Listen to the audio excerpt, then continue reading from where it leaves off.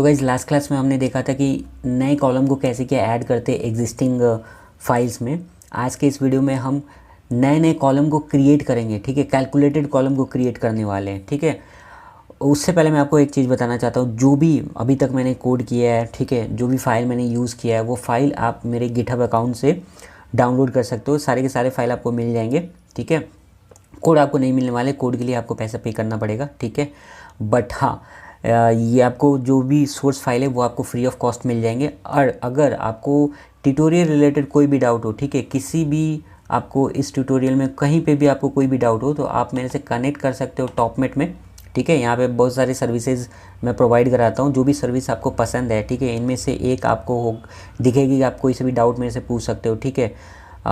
तो उसमें आप मेरे से कनेक्ट कर सकते हो, कनेक्ट करके आप मेरे से पूछ सकते हो आपकी जो भी डाउट है related any particular topic. 1:1 mentorship, आप मेरे से ये कनेक्ट कर सकते हो एंड अपने डाउट पूछ सकते हो, ठीक है। कोई भी स्पेसिफिक टॉपिक आप पूछ सकते हो।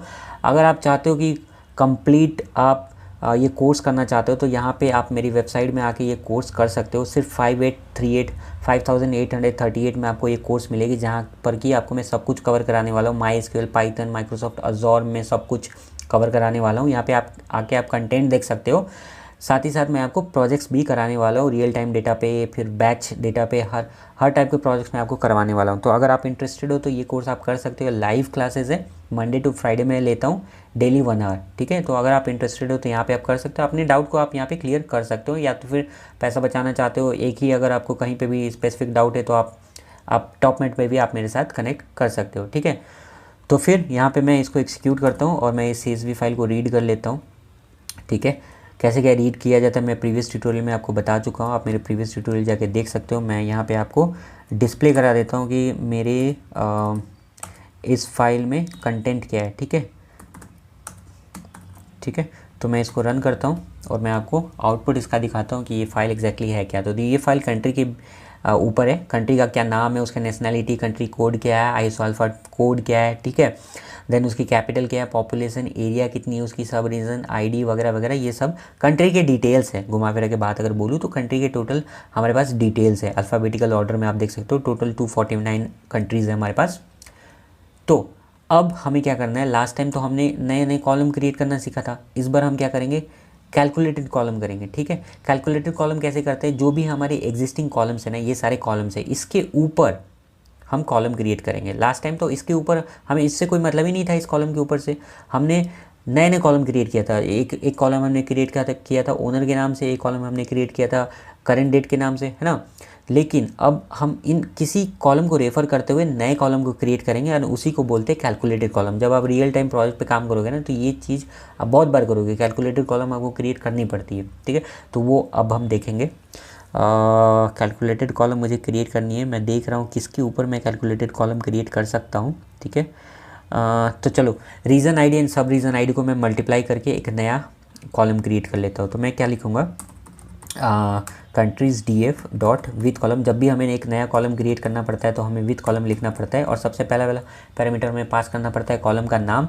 तो मैं लिख देता हूँ टोटल रीज़न ID RID, ठीक है। एंड उसके वैल्यू हमें पास करनी पड़ती है।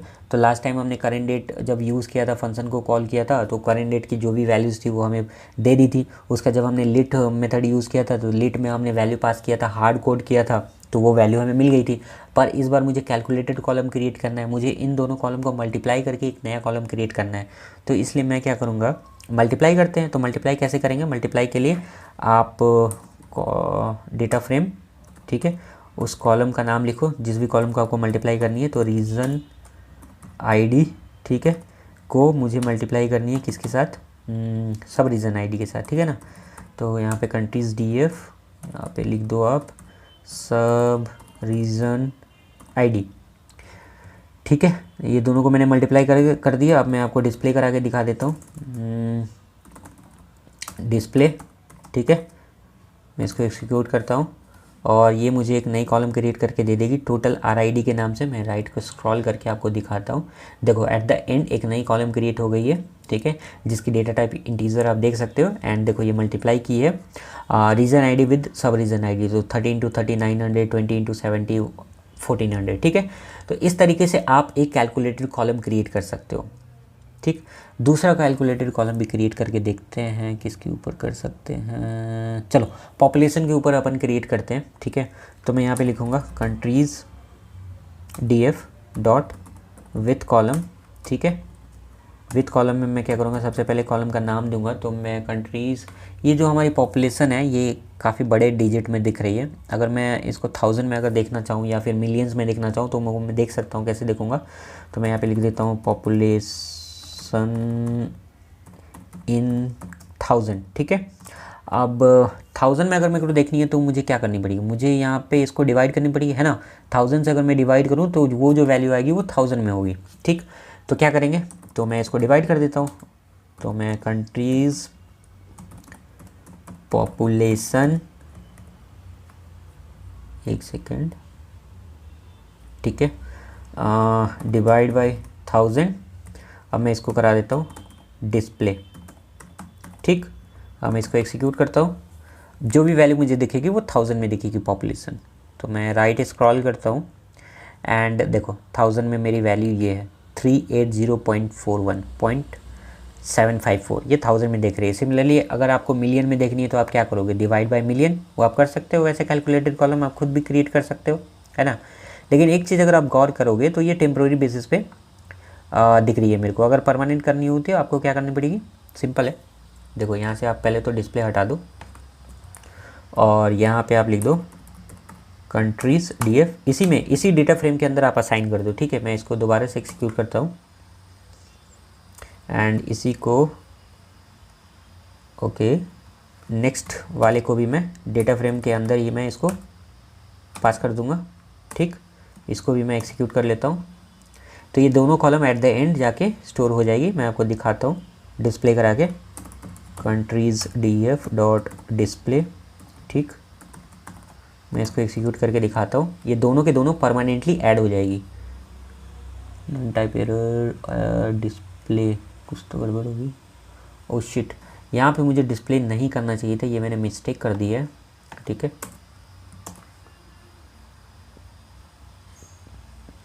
ये पूरी गड़बड़ होगी, मुझे वापस से रन करनी पड़ेगी। तो मैं रन ऑल करता हूँ, ठीक है। देखो जब भी आप डेटा फ्रेम में डेटा फ्रेम के अंदर आप वैल्यू का असाइन कर रहे हो ना, तो एट द एंड आप डिस्प्ले मत लगाना, ठीक है। मैं वापस से रन कर लेता हूँ। रन ऑल पे जब आप करोगे तो रन ऑल हो जाएगी, ठीक है। और यहाँ पे आप देखोगे तो मुझे एट द एंड 2 कॉलम दिख जानी चाहिए। इन 1000 तो डिस्प्ले हो रही है, 1000 सब ओके, हाँ दोनों डिस्प्ले हो रही है। देखो total region ID and population इनके दोनों के दोनों मुझे डिस्प्ले हो रही है, ठीक है। इसकी इंटीजर है डेटा टाइप एंड इसकी डेसिमल है, बहुत बढ़िया। अब एक और नया कैलकुलेटेड कॉलम क्रिएट कर सकते हैं। तो देखो दिमाग आपको लगाना पड़ेगा एंड कभी कभी तो क्लाइंट रिक्वायरमेंट, कभी कभी क्या ऑलवेज ही क्लाइंट ही रिक्वायरमेंट देती है कि मुझे ऐसे ऐसे कॉलम चाहिए। कैसे चाहिए वो तो दिमाग आपको लगाना पड़ेगा। बस क्लाइंट ये बोलेंगे आपको कि मुझे ये एक नया कॉलम चाहिए, कैलकुलेटेड कॉलम, तुम कैलकुलेट करो। कैसे लॉजिक लगाओगे वो तुम लगाओ, प्लस कर सकते हो, माइनस कर सकते हो, डिवाइड कर सकते हो, कुछ भी करो, लेकिन मुझे एक नया कॉलम चाहिए based on the existing column. तो दिमाग आपको लगाना पड़ेगा। अभी क्लाइंट ने से बोला कि मुझे, जैसे क्लाइंट ने आपको बोला कि मुझे पॉपुलेशन को 1000 में देखनी है मुझे, ठीक है। तो आपने दिमाग क्या लगाया कि चलो डिवाइड बाय 1000 कर देंगे, ठीक है। इस तरीके से दिमाग लगा सकते हो। क्लाइंट अगर बोलेगा कि मान लो ये जो पॉपुलेशन है, ठीक है, चलो ये जो एरिया है, पॉपुलेशन को छोड़, पॉपुलेशन में हमने काम कर लिया। ये जो एरिया है, मान लो अगर एरिया कितने हैं, तो कई ज़्यादा है, 468 भी है kilometre square. Area by the by kilometre square में 91 भी है, काफ़ी छोटी साइज़ भी है।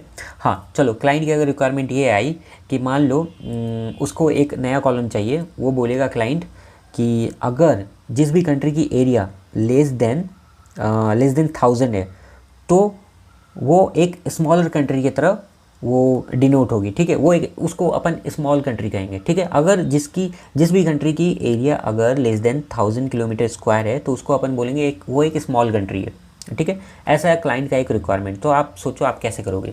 क्लाइंट का ये रिक्वायरमेंट है कि अगर कंट्री की एरिया जो है वो लेस देन 1000 किलोमीटर स्क्वायर हुआ तो उसको वो एक स्मॉल कंट्री कंसिडर करेगा।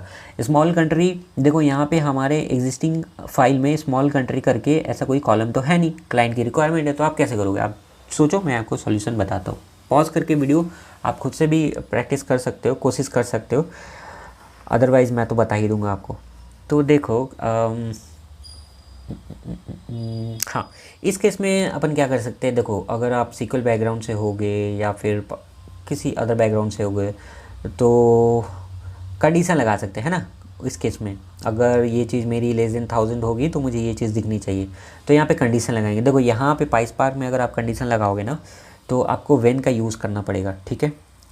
तो व्हेन का यूज़ करने से पहले आपको इंपोर्ट करना पड़ेगा। चलिए इस बार विदाउट इंपोर्टिंग मैं आपको बताता हूँ कि क्या होगा। एरर तो आएगा ऑब्वियसली, किस टाइप का एरर आएगा वो चीज़ मैं आपको दिखा देता हूँ। तो व्हेन का मैं यूज़ करूँगा तो मैं यहाँ पे लिख देता हूँ countries df dot with column. मुझे एक नया कॉलम क्रिएट करना है एंड कॉलम क्रिएट करना है, क्या नाम दे दूँ मैं, चलो साइज़ ऑफ कंट्री है ना, या फिर कंट्री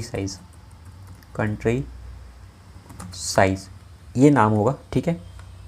एंड इसकी वैल्यू हो सकती है स्मॉल कंट्री, मीडियम कंट्री या फिर लार्ज कंट्री। बट फिलहाल के लिए क्लाइंट की ये रिक्वायरमेंट है कि उसको अगर लेस देन 1000 हो तो स्मॉल कंट्री दिखनी चाहिए, बाकी अदर केसेस में नल होगा, ठीक है। Other cases in the sense 1000 से अगर बड़ा हुआ तो वो सारे के सारे नल होंगे, ठीक।